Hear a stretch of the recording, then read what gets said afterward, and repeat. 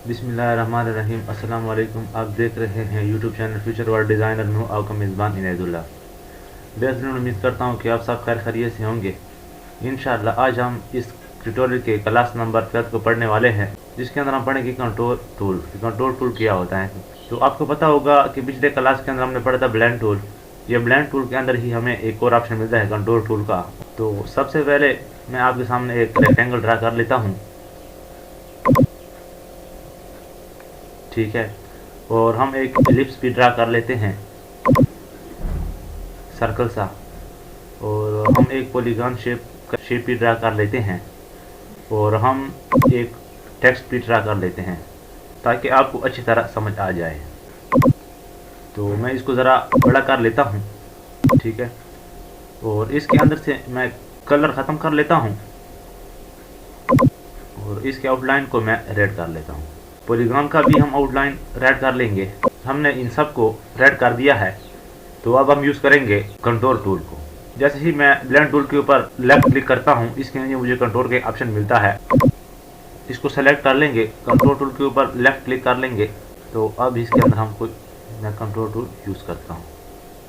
ये देखें, मैंने इसको कंट्रोल टूल यूज़ कर लिया है, लेकिन इसके अंदर कोई लेयर डुप्लीकेटिंग नहीं हुई। कंट्रोल टूल जो होता है ये ऑब्जेक्ट के अंदर डुप्लीकेटिंग करता है। ये डुप्लीकेटिंग हो गई है, लेकिन ये हमारे सामने शो नहीं हो रही। वो क्यों? ये देखें, यहाँ पे हमें एक वाइट कलर का एक ऑप्शन मिलता है। ये देखें, एक रेक्टेंगल सा मिलता है। तो जैसे ही हम इसके ऊपर लेफ्ट क्लिक करेंगे, उसको पकड़ के आगे की तरफ लाएंगे, जितना भी हम इसको आगे लाते जाएं तो ये उसी तरह डुप्लीकेट होता जाएगा। ये देखें, अगर मैं ज़रा इसको ज़्यादा कर लेता हूँ तो मैं ज़्यादा भी कर सकता हूँ। देखा आप लोगों ने? तो हम इसके ये रेड की जगह हम कोई और कलर फिल कर लेते हैं। कि मैंने रेड की जगह कलर फिल किया, इसके अंदर हमने येलो कलर फिल कर लिया। ये देखिए, इसका बैकग्राउंड भी चेंज हो गया है। तो ये है कंट्रोल टूल का कमाल।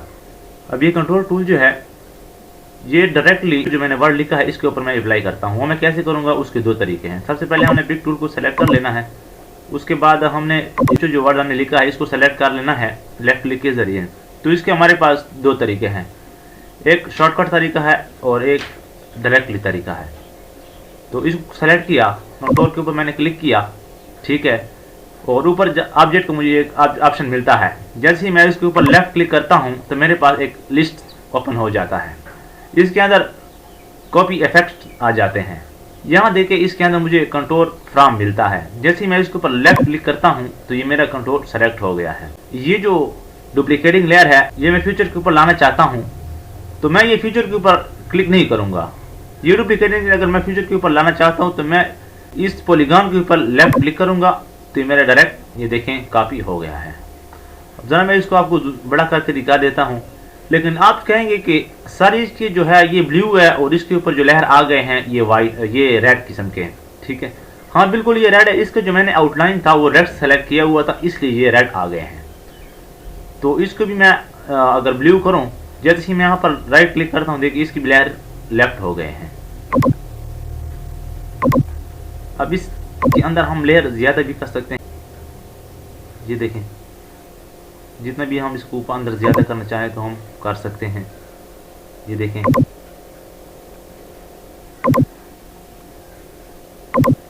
ये देखिए इसके ऊपर भी अप्लाई हो गया है। तो हम इसको F4 के ज़रिए वापस अपने पेज के ऊपर आ जाते हैं। तो अब ये जो डुप्लीकेटिंग लेयर है, ये मैं इसके ऊपर भी डुप्लीकेट करता हूँ, लेकिन इसका एक और तरीका है। वो कौन सा तरीका है? शॉर्टकट का। जो मैं पिक टूल के ऊपर लेफ्ट क्लिक करूँगा और मैं इस रेक्टेंगल के ऊपर लेफ्ट क्लिक करूँगा, इसको सेलेक्ट कर लूँगा। उसके बाद मैं कंट्रोल का ऑप्शन यूज़ करूँगा और ये देखें मेरे पास ये एक ऑप्शन आ रहा है कॉपी कंट्रोल प्रॉपर्टीज़ का, जो शॉर्टकट है इसका। जैसे ही मैं इसके ऊपर लेफ्ट क्लिक करता हूँ, देखा वही एरो मेरा आ गया जो मैंने ऑब्जेक्ट के अंदर इफेक्ट कंट्रोल फ्रॉम के अंदर मैंने लिया था, वो भी आ गया। देखिए, अब मैं इसको करना चाहता हूँ, वो ये पॉलीगॉन के जो इफेक्ट्स हैं मैं रेक्टेंगल पे करना चाहता हूँ, तो मैं कैसे करूँगा? देखिए, जैसे मैं इसके लेफ्ट क्लिक करता हूँ, देखें इसके ऊपर हो गए हैं। लेकिन इसके अंदर भी देखें वही रेड सा आ रहा है। इसके अंदर क्यों रेड सा आ रहा है? क्योंकि इसकी आउटलाइन रेड थी। तो इसकी आउटलाइन को अगर हम चेंज कर लें, कोई और कलर फिल कर लें, तो वही कलर ये पकड़ लेगा। देखें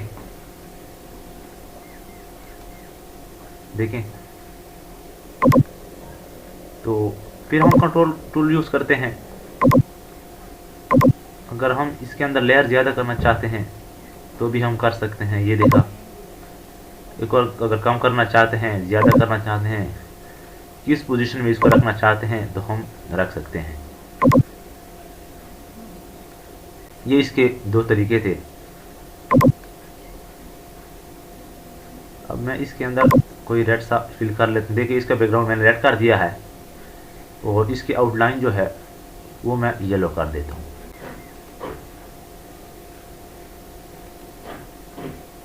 ये ब्लू मैंने आउटलाइन इसकी कर दिया है, देखा आप लोगों ने।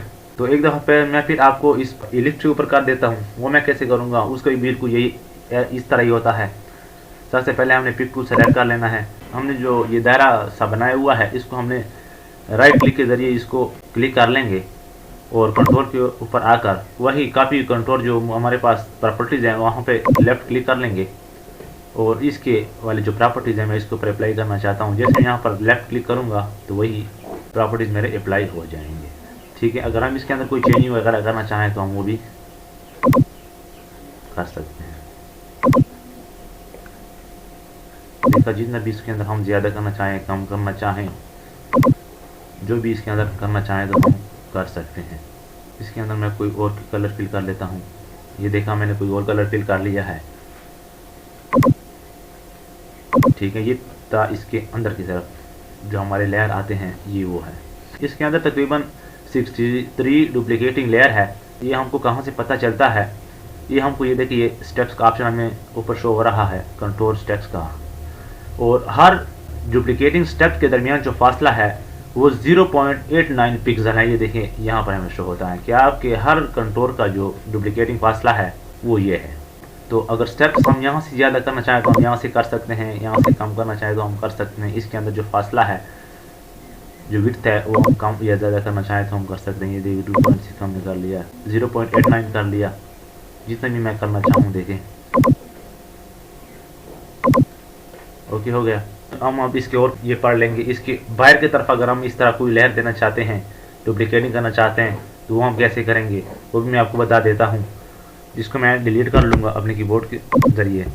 तो मैं फिर एक रेक्टेंगल ले लेता हूँ, ये देखा, और इसके ऊपर मैं कंट्रोल का एक ऑप्शन ले आऊँगा और यहाँ पे कॉपी कंट्रोल का जो मेरे पास स्टेप्स था वो इसके ऊपर मैं लेफ़्ट क्लिक करूँगा और जैसे ही मैं यहाँ पे फीचर पर क्लिक करता हूँ तो वही ऑप्शन इसके ऊपर अप्लाई हो जाते हैं। ठीक है, अब इसके अंदर अगर हम और कोई चेंज लाना चाहें तो हम वो भी ला सकते हैं। ये देखें,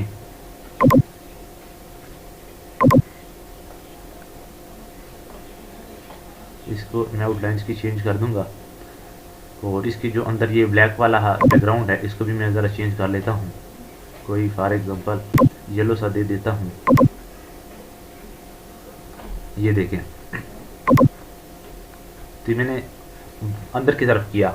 अब मैं इस लेयर को बैक की तरफ करना चाहता हूँ। मैं कैसे करूँगा, यहाँ पे हमें मिलता है इनसाइड कंट्रोल का, ये आउटसाइड कंट्रोल के दो ऑप्शन हमें मिलते हैं। इनसाइड मतलब अंदर की तरफ जो मेरा हुआ पड़ा है, आउटसाइड यानी बाहर की तरफ। जैसे मैं इसके ऊपर लेफ्ट क्लिक करता हूँ, देखें तो मेरा जो ये कंट्रोल की लहर थी वो बाहर की तरफ चली गई है। ये देखा आप लोगों ने। जितना मैं इसके अंदर ज़्यादा करना चाहूँ तो मैं कर सकता हूँ। तो इसके अंदर हम अंदर और बाहर की तरफ भी कर सकते हैं। अब मैं आपके सामने एक कोई ऐसा फ्रेम क्रिएट कर लेता हूँ। आपने कहीं एडवर्टाइजमेंट के अंदर देखा होगा, या कोई ऐसा सेलिब्रेटिंग कार्ड हो, या मकसद है कोई ऐसा बिजनेस कार्ड हो जिसके अंदर हमने आउटलाइन दिए होते हैं, वो हम कैसे देते हैं, उसका भी हमारे पास यही कंट्रोल टूल का ऑप्शन होता है। इसको मैं डिलीट कर लेता हूँ और ज़रा इसको मैं अपने पेज को छोटा कर लेता हूँ आप लोगों को समझाने के लिए। मैं एक फ्रेम ले लेता हूँ। ओके हो गया, मेरा एक फ्रेम बन गया है। मैं यहाँ पे कंट्रोल टूल के ऊपर लेफ्ट क्लिक करूँगा और यहाँ पे काफ़ी जो मेरे पास इफ़ेक्ट्स थे, यहाँ पे मैं जैसे ही फीचर के ऊपर क्लिक करता हूँ तो मेरे वही इफ़ेक्ट काफ़ी हो जाएंगे। अब इसके अंदर मैं थोड़ा चेंजिंग कर लूँगा। अगर मैं इसके अंदर बाहर की तरफ लाना चाहूँ या अंदर की तरफ लाना चाहूँ तो इसका मैं ज़रा कलरिंग चेंज कर लूँगा इस तरह, और इसको मैं ज़रा साइडों को लेके चले जाता हूँ, कोई फ्रेम मैं क्रिएट करता हूँ।